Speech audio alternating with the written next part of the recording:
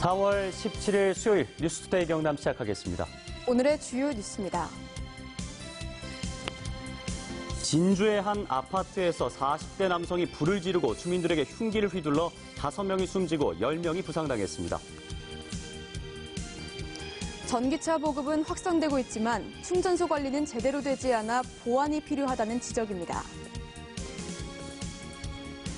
세월호 참사 5주기를 맞아 경남 곳곳에서도 희생자를 기리는 다양한 추모 행사가 열렸습니다.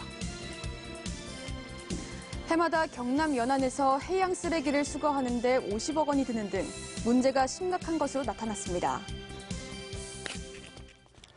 네, 오늘 새벽 4시 반쯤 진주시 가좌동 가좌주공 3단지 아파트에서 화재가 발생해서 5명이 숨지고 10여 명이 부상을 당한 것으로 전해지고 있습니다. 현장에 나가 있는 서창우 기자 연결해서 현장 상황 알아보겠습니다. 서창우 기자.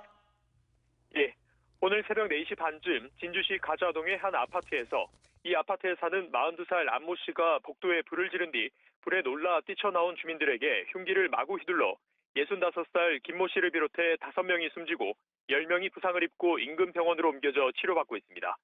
사건 발생 직후 사람들이 대피하고 있다, 누가 흉기를 휘두르고 있다는 신고를 받고 출동한 경찰은 용의자를 현행범으로 체포해 조사하고 있습니다. 다시 한 번 더 전해드리겠습니다.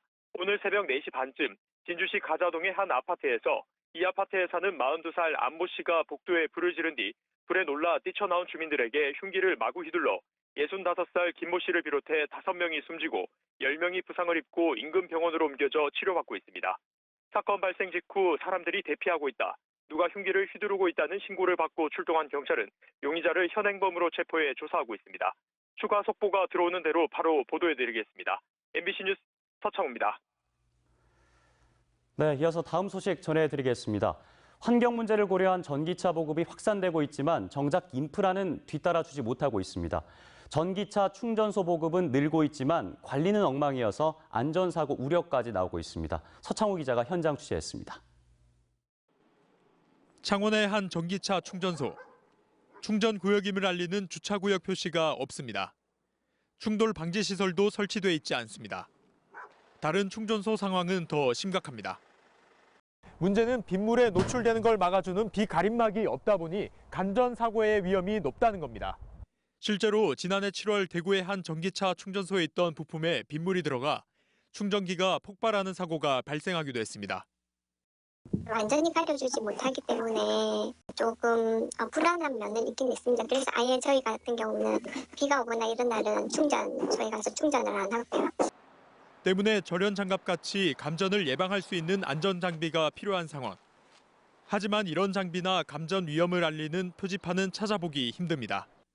그렇다면 충전소 안내 시스템은 제대로 작동할까? 환경부 웹사이트를 통해 사용 중인 경남도청 안 충전소 한 곳을 찾아가 봤습니다. 하지만 현장에 설치된 충전소는 2주째 점검 중이라는 표지가 붙어 있습니다. 전반적으로는 아직까지 좀 초기 시장이다 보니까 시스템이 좀 안정이 좀 돼야 되는 상황인가는 시작하는 상황이라고 좀 봐주시면 좋을 것 같아요. 경남 지역에 설치된 전기차 충전소는 516곳. 전기차 대중화와 맞물려 충전소가 관리 소홀로 제 역할을 못하게 되면서 세금 낭비라는 지적을 받고 있습니다. MBC 뉴스 서창우입니다. 어제는 세월호 참사 5주기를 맞는 날이었습니다. 경남에서도 세월호 희생자를 기억하기 위한 다양한 추모 행사가 열렸습니다. 이재경 기자가 현장을 다녀왔습니다. 세월호 참사를 기억하기 위해 도교육청이 세운 세월호 기억의 벽. 절대로 잊지 않을게. 별이 되세요. 학생들이 쓴 추모의 글로 가득합니다. 세월호 5주기를 맞아 열린 안전실천 선언식. 하굣길에 할아버지의 목숨을 구한 경험이 있는 한 고등학생은 물론 어른들도 한 목소리로 다시는 세월호 같은 참사가 없기를 다짐합니다. 나는 안전한 학교, 행복한 학교를 만들기 위해 안전을 실천하고 생활할 것을 다짐한다. 이제는 안전을 가장 최우선으로 하는 우리 경상남도 교육 정책을 다짐하고 실천을 위한 그 첫걸음을 떼고자 합니다. 추모의 물결은 각급 학교로 이어졌습니다. 세월호 희생자들을 기억하기 위해 노란 리본을 만들고 손수 지은 자작시도 전시하는가 하면 학생과 교사들이 세월호 추모곡에 맞춰 노란 피켓을 들어 리본 모양을 선보였습니다. 진실 규명을 위해서 싸워주셔서 수고했다고, 그리고 우리가 잊지 않도록 끝까지 목소리 내주셔서 감사하다고 말씀드리고 싶었습니다. 분향소마다 하루 종일 추모의 발길이 이어졌고 도내 곳곳에선 추모 문화제와 세월호 참사를 다룬 영화, 생일의 단체 관람 등이 잇따르고 있습니다. 5주년, 10주년 넘어서 이제 15주년까지 이제 앞으로 계속 우리나라 역사에서 세월호가 잊혀지지 않기를 저희는 바라고 있고, 모든 사람들이 최대한 잊지 않기를, 이제 다시는 이런 일이 일어나지 않기를. 304명의 희생자를 남긴 세월호 참사. 5년이라는 시간이 지났지만 아직도 시민들은 저마다의 방식으로 그날을 기억하고 있습니다. MBC 뉴스 이재경입니다.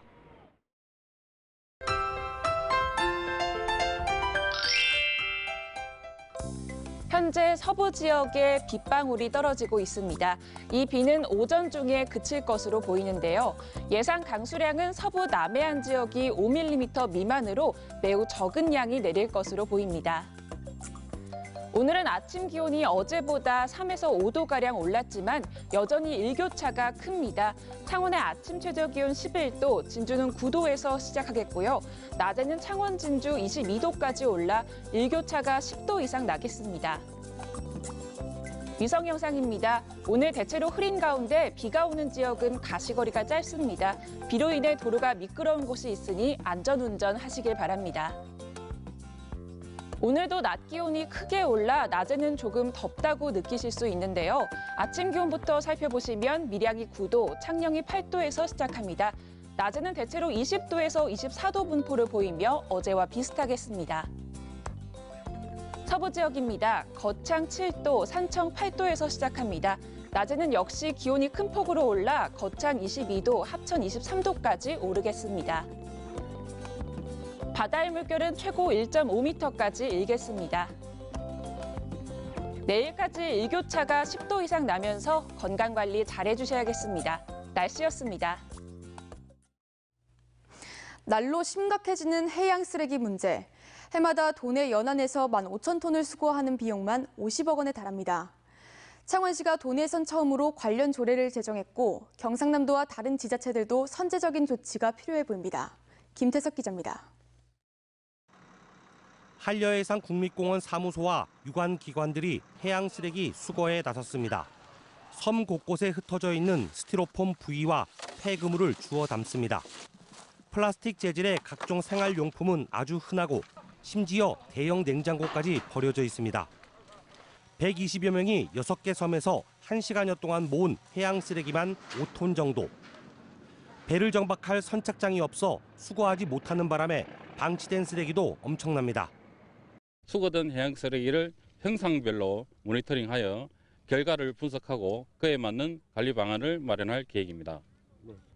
지난해 경남의 해양 쓰레기 수거량은 15,000여 톤으로 전남에 이어 전국에서 두 번째로 많았습니다. 올해 해양 쓰레기 수거 사업 예산은 50억 원, 지난해보다 5억 원이나 늘었습니다.